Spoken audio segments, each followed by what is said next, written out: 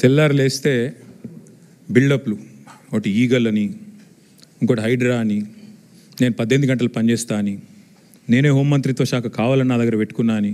కానీ చేసే పని ఏంది? నిమజ్జనం కాడికి పోయి ఇట్లా చూసినట్టు చేసుడు యాక్టింగు, లేదంటే మా సోషల్ మీడియాలో ఏ పిల్లగాడు ఏం పోస్ట్ పెడుతుండో చూసుడు, రీట్వీట్ వస్తే 20 రోజులు జైల్లో పెట్టుడు, సోయి లేదా కేసీఆర్ మీద సిబిఐ కేసు.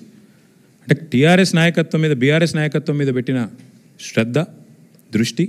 నేను ముఖ్యమంత్రిని అడుగుతున్నా, నీకు అసలు సిగ్గుందా?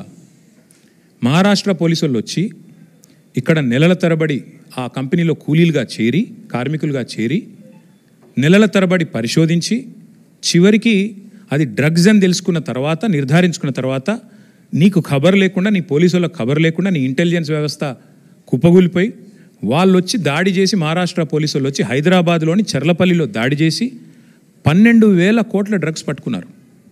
నేను ముఖ్యమంత్రిని అడుగుతున్నా, నీకేమైనా ముడుపులు ముట్టినాయి? ఇలా 12,000 కోట్లు 21 నెలల నుంచి ఏం చేస్తున్నావు? నీ ఈగల్ ఏం చేస్తుంది? నీ హైడ్రా ఏం చేస్తుంది? నీ హోంమంత్రిత్వ శాఖ ఏం చేస్తుంది? నీ పోలీస్ ఇంటెలిజెన్స్ ఏం చేస్తుంది? ముడుపులు తీసుకోవడంలో బిజీగా ఉన్నారా? ఎట్లా? హైదరాబాద్లోని చెర్లపల్లిలో 12,000 కోట్లు. ఇది భారతదేశంలోనే 2వ అతిపెద్ద డ్రగ్స్ ఇప్పటిదాకా దొరికింది. ఇదివరకు ఒకసారి గుజరాత్లో దొరికింది 21,000 కోట్లు, ఇప్పుడు రెండోసారి 12,000 కోట్లు. సిగ్గులేని విషయం ఏంటంటే, సిగ్గుపడాల్సిన విషయం ఏంటంటే, మన పోలీసులకు ఖబర్ కూడా లేదు. మహారాష్ట్ర పోలీసుడు వచ్చి దాడి చేసేదాకా మన పోలీసులకు ఖబర్ కూడా లేదు. ముఖ్యమంత్రి గారికి ముడుపులు అందినాయి అనేది నా అనుమానం. అందుకే చూస్తున్నట్టు వేయండేమో, లేదా ముఖ్యమంత్రి బిజీగా ఉన్నాడేమో. ఏది?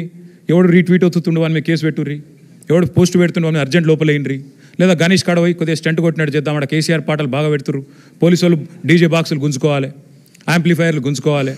గదే పని ఏమున్నది ఇవాళ పోలీసు వాళ్ళకి రాష్ట్రంలో పని? పాపం పోలీసు వాళ్ళ బండ్లలో డీజిల్ దిక్కులేదు. మేము మమ్మల్ని అరెస్ట్ చేస్తుంటే హరీష్ రావు గారు అడిగినారు, ఏమైనా నీకు టీఏ వచ్చిందని అడిగారు. పాపం ఆయన నవ్వుతుండు పోలీసు ఆయన.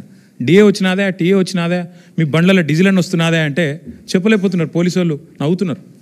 అటువంటి పరిస్థితి ఉన్నది వాళ్ళు. అందుకే ఈ రాష్ట్ర హోంమంత్రికే ముడుపులు అందినట్టుగా నాకైతే అనుమానం ఉంది.